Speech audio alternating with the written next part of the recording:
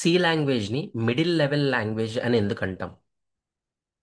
మనకి లో level programming languages ఉంటాయి. అట్లాగే హై లెవెల్ ప్రోగ్రామింగ్ లాంగ్వేజెస్ కూడా ఉంటాయి. సిని మాత్రం మిడిల్ లెవెల్ లాంగ్వేజ్ అని ఎందుకంటామంటే, లో లెవెల్ లాంగ్వేజెస్ అంటే, లో లెవెల్ ప్రోగ్రామింగ్ ఎట్లా ఉంటుందంటే, డైరెక్ట్‌గా సిస్టమ్‌తో కమ్యూనికేట్ అయ్యేలాగా, అంటే హార్డ్‌వేర్స్‌తో కమ్యూనికేట్ అయ్యేలాగా మనం ప్రోగ్రామింగ్ డిజైన్ చేస్తే, దాన్ని లో లెవెల్ ప్రోగ్రామింగ్ అంటాం. రిజిస్టర్స్ లెవెల్ ప్రోగ్రామింగ్ రాస్తాం.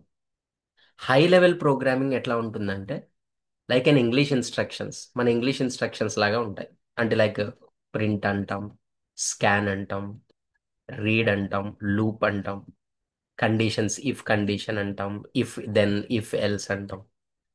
వీటిని అంటే ఇన్‌స్ట్రక్షన్స్ జనరల్ ఇంగ్లీష్‌లో ఉండడాన్ని హై లెవెల్ ప్రోగ్రామింగ్ అని అంటాం. కానీ మన సి లాంగ్వేజ్ ఇన్‌స్ట్రక్షన్స్ కూడా హై లెవెల్ లాంగ్వేజ్‌లోనే ఉంటాయి. కానీ సి ప్రోగ్రామింగ్‌ని యూజ్ చేసి మనం లో లెవెల్ ప్రోగ్రామింగ్ డిజైన్ చేయొచ్చు.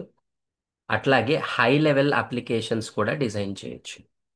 ఇది బిట్వీన్ ఉంటుందన్నమాట. అందుకే సి ప్రోగ్రామింగ్‌ని ఏమంటామంటే మిడిల్ లెవెల్ ప్రోగ్రామింగ్ లాంగ్వేజ్ అని అంటాం.